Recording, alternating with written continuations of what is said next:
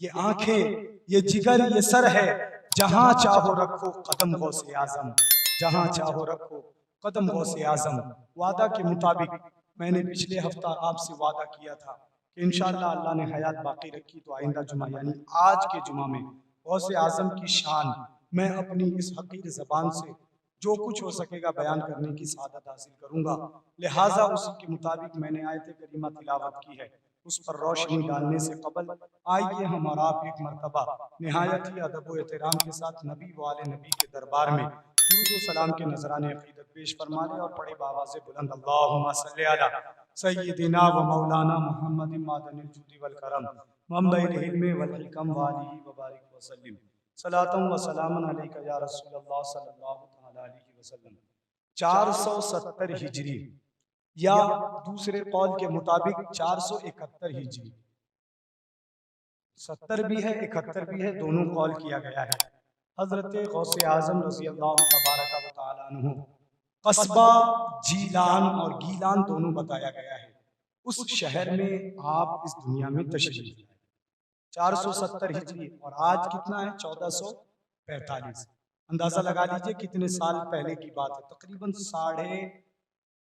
11.5 या 1035-40 ऐसे ही साल पहले हजरत गौसे आजम शहर जीलान में दुनिया में तशरीफ लाए। आप नसब के एतबार से, खानदान के एतबार से आप हसनी हुसैनी सैयद हैं, नजीबुत तरफ़ैन सैयद हैं। नजीबुत तरफ़ैन सैयद का माना होता है बाप की तरफ से भी सैयद हूँ और माँ की तरफ से भी सैयद हूँ, यानी दोनों शजरा की तरफ से आप नबी के शजरा में जाकर मिल जाते हो, उसे नजीबुत तरफ़ैन कहा जाता है।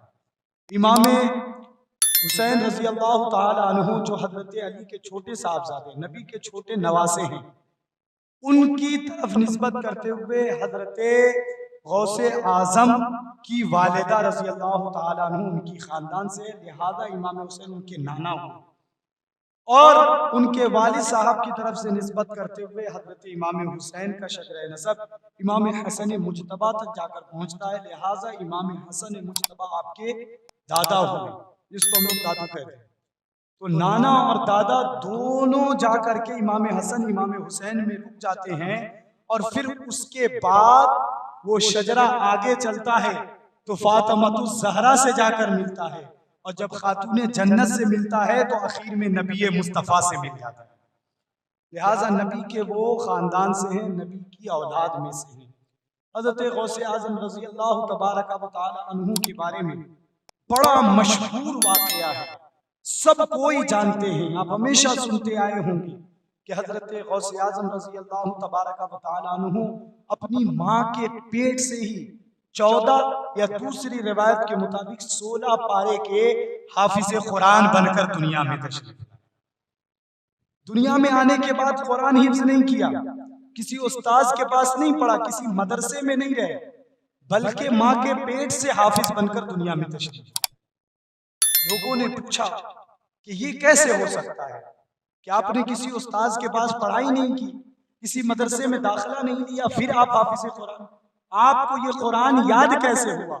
अपनी 14-16 कुरान शरीफ के मुखस्त की भावे करलें। हजरत गौसे आजम फरमाते इसमें मेरा कमाल नहीं है, मैं हाफिज बनकर दुनिया में आया, इसमें मेरा कमाल नहीं है, बल्कि इसमें मेरी माँ का कमाल है कि मेरी माँ 16 या 14 पारे की हाफिजा थी। जब मैं माँ के पेट में था, माँ के गर्भ में था, माँ की हमल में था, मेरी माँ कुरान की तिलावत करती थी, मैं वहीं पेट में सुनकर हिफ्ज़ कर लिया करता था। तो इसमें कमाल मेरी माँ का है। जब गौसे आज़म अपनी माँ के पेट में हाफिज़े कुरान हो सकते हैं तो दूसरे के लिए भी होना मुमकिन है, पर शर्त है कि माँ गौसे आज़म की माँ जैसी हो, जब जाकर के कोई बच्चा पेट से हाफिज़े कुरान बन सकता है, वरना तो कभी मुमकिन नहीं है। हजरत गौसे आज़म की विलादत जिस साल हुई तो उस साल जब रमज़ान शरीफ का महीना आया, रमज़ान शरीफ का महीना आया तो दुनिया का ये कायदा है कि छोटे बच्चों के ऊपर रोज़ा अल्लाह ने फर्ज भी नहीं किया और बच्चे रोज़ा भी नहीं रखते। ऐसा ही है, जो बच्चा इस साल पैदा हो और इस साल रमजान का महीना आए, तो आप बताएं आपके यहाँ कोई बच्चा रोजा रखता है 6 महीना, साल भर, 1.5 साल, 2 साल का? नहीं रखता है। बल्कि शरीयत की तरफ से इतनी आसानी दी गई है कि जो औरत अपने बच्चे को दूध पिलाती है, दूध पिलाने से मुराद 2.5 साल से कम की मुद्दत हो, 2.5 साल के बाद वाली मुद्दत नहीं, 2.5 साल से कम वाली मुद्दत में जो औरतें अपने बच्चे को दूध पिला रही हो और उसके दरमियान में रमजान आ जाए, उसके दरमियान में रमजान आ जाए, तो शरीयत का मसला यहां तक है कि ऐसी औरतों पर रुखसत है कि वो रोजा उस साल ना रखे, फिर जब बच्चे की दूध पीने की मुद्दत गुजर जाए तो उन रोजों का कज़ा करे। কথাটা বুঝতে পারলেন তো? মানে যে ছোট বাচ্চা যার গোদে যার কোলাতে ছোট বাচ্চা আসে, যদি রমজানের মাস চলে আসে, তাকে রোজা, তার উপরে রোজা ফরজ না, রুখসত, ইজাজত আছে যে রোজাটাকে ছাড়ে দে, পরে ও রোজাটাকে করতে হবে। तो जब माँ के लिए रुखसत है, जिसके ऊपर रोजा फर्ज है, उस माँ को शरीयत कहती है कि तुम इस साल रोजा छोड़ दो, बाद में कज़ा कर लेना। तो जो छोटा बच्चा जिसकी वजह से माँ के ऊपर से रोजा साकित हो गया, रोजे की रुखसत मिल गई, उस बच्चे के ऊपर रोजा फर्ज हो सकता है क्या? कभी नहीं हो सकता। लेकिन जिस गौस की बात मैं आपके सामने पेश कर रहा हूं, जिस गौसे आजम के आज उर्स का दिन है, जिस गौसे पाक की ईद गौसिया पूरी दुनिया में मनाई जाती है, उस गौसे आजम के बारे में बड़ा मशहूर है कि जिस साल आपकी विलादत हुई, उस साल के रमजान शरीफ में जब आपकी वालिदा आपको दूध पिलाना चाहती तो आप दूध न पीते, बल्कि आप सुबह ही के वक्त दूध पी लेते। सारे दिन भूखे प्यासे रहकर जब इफ्तार का वक्त होता, मगरिब के वक्त मुअज्जिन अजान पुकारता, तब जब सारे रोजेदार रोजा करते, रोजा इफ्तार करते, गौसे आजम उस वक्त अपनी माँ का दूध पी लिया करते। पता चला कि गौसे आजम उस वक्त जब आप छोटे बच्चे थे, दूध पीने की उम्र थी, उस वक्त भी आप रोजा रखा करते थे। ये है गौसे आजम, ये है गौसे आजम, ये है पीराने पीर, ये है रोशन ज़मीर हजरत सैयदना शेख मुहियुद्दीन अब्दुल कादिर जिलानी बगदादी रज़ी अल्लाह तबारक व तआला अन्हु की जात कि आप बचपने में भी रोजा रखा करते थे जब आपके ऊपर रोजा फर्ज नहीं था। एक हम और आप है कि रोजा फर्ज है फिर भी रोजा नहीं रख पाते।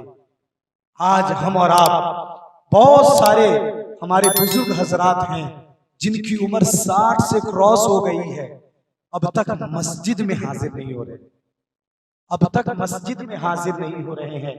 गौसे आजम रजी अल्लाह ताला अन्हु इरशाद फरमाते हैं कि मैंने 40 सालों तक, कितने सालों तक? 40 सालों तक इशा के वजू से फजर की नमाज पढ़ी, इशा के वजू से फजर की नमाज पढ़ी, इशा के वजू से फजर की नमाज पढ़ी। सुनने में कितना आसान लग रहा है, लग रहा है इसमें कौन सी कमाल की बात है, मैं भी 40 साल से नमाज पढ़ रहा हूं। लेकिन आप सोचें, इशा का वजू फजर तक बरकरार रखने के लिए क्या क्या करना होगा? पेशाब पाखाना नहीं कर सकते, थोड़ी भी नींद नहीं ले सकते। अगर आपकी आंख लग गई और जिस्म के जोड़े ढीले पड़ गए, जिस्म की हड्डियां ये जोड़ ढीले पड़ गए, आपका वजू खत्म हो गया। पता चला कि गौसे आजम ने जो 40 साल तक इशा के वजू से फज्र की नमाज अदा की, आपने 40 साल तक कभी नींद नहीं ली, बल्कि पूरी रात जागकर अल्लाह की इबादत करते रहे। गौसे आजम फरमाते 15 साल ऐसा गुजरा हमारे साथ कि मैंने इशा की नमाज के बाद मस्जिद की दीवार को यूं पकड़ा, एक पैर को उठाया और अल्हम्दुलिल्लाह शरीफ शुरू किया। फजर की अजान मुअज्जिन के पुकारने से पहले तक पूरे 300 पारा अल्हम्द के अलिफ से लेकर वन्नास के सीन तक तिलावत कर दिया। 1-2 साल नहीं बल्कि 15 साल तक ये मामूल था। और 40 साल तक इशा के वजू से आपने फजर की नमाज अदा फरमाई। जब जाकर अल्लाह ने आपको गौसियत कुबरा के मकाम पर फाइज फरमाया। एक हमारा आपका हाल है, दाढ़ी पक जा रही है, झड़ रही है, पकने के बाद भी खत्म हो रही है, फिर भी हमें होश नहीं है कि हमें मस्जिद में आना है। दाढ़ी क्यों पकती है पता है आपको? दाढ़ी इसलिए पकती है ताकि दाढ़ी आपको ये खबर दे कि अब कब्र की जिंदगी करीब आ रही है, अब तुम्हारी जवानी खत्म हो रही है, बुढ़ापा करीब आ रहा है। दाढ़ी ये खबर देने के लिए पकती है कि अब दुनिया के ऐशो इशरत में नहीं लगना है, बल्कि अपने रब को राजी करने के लिए उसके दरबार में हाजिर होना है। गौसे आजम यूं ही गौस नहीं बन गए, बल्कि बड़ी मेहनत और मशक्कत की है। जब जाकर अल्लाह ताला ने आपको विलायत अता फरमाई। परवरदिगार इरशाद फरमाता है, इन औलियाउहु इल्लल मुत्तकून, मेरे वली वही हैं जो तकवाशियार है, परहेजगार है, मुत्तकी है। गुनहगार कभी वली नहीं हो सकता, फासिक कभी अल्लाह का वली नहीं हो सकता। लिहाजा विलायत पाने के लिए मुत्तकी होना शर्त है।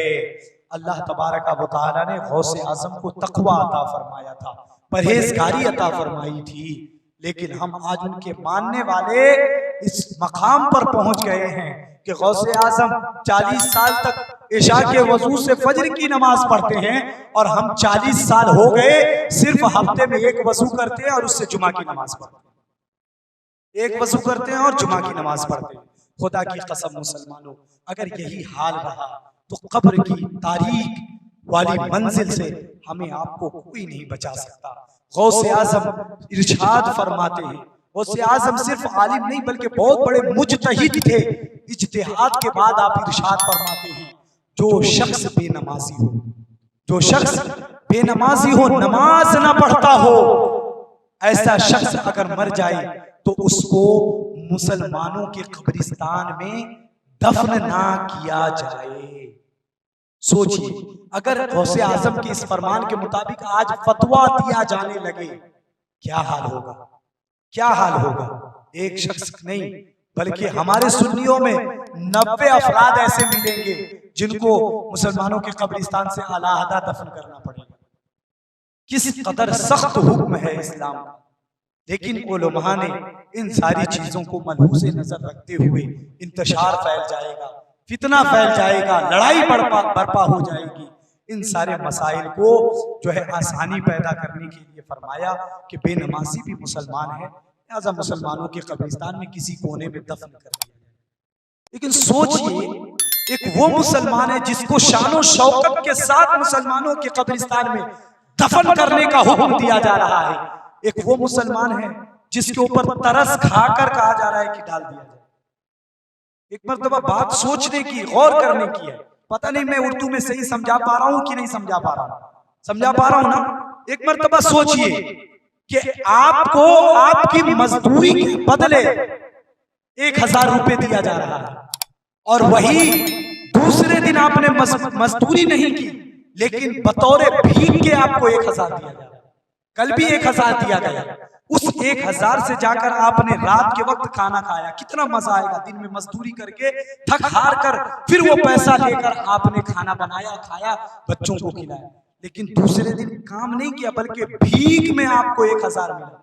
बताइए, जो मजा कल की रात के 1000 के खाने में था, आज के रात के खाने में आएगा?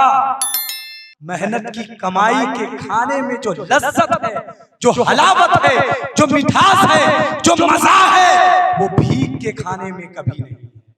क्या आप चाहते हैं कि भीख का खाना आपको मिले? नहीं चाहते ना। अगर मिलेगा तो कितनी अफसोस की बात होगी। बस यही मैं समझाना चाहता हूं कि आपको, हमें, अगर हम बेनमाजी होकर मरते हैं तो कब्र में जो जगह मिल रही है ना, सोचिए उलमा ने भीख दी कि चलो मजबूर है, छोड़ो, हटाओ, डाल दो इसको भी उसी। ये मसला बयान किया गया है। लिहाजा अब आपको फैसला करना है। शानो शौकत के साथ मुसलमानों की कब्र में जगह चाहते हैं, वो कब्र कि जिसमें नमाजी के लिए अल्लाह ताला जन्नत के बागात को खोल देता है, या फिर आप चाहते हैं कि वो कब्र जो भीख में उलमा आपको दे दे कि जाओ ठीक है इसे भी दफन कर दिया जाए, और वहां पर सांप और बिच्छू अल्लाह तबारक व तआला डसने के लिए रख देगा, तो वो कब्र चाहते हैं। फैसला आपको करना है। आप बाशऊर लोग हैं,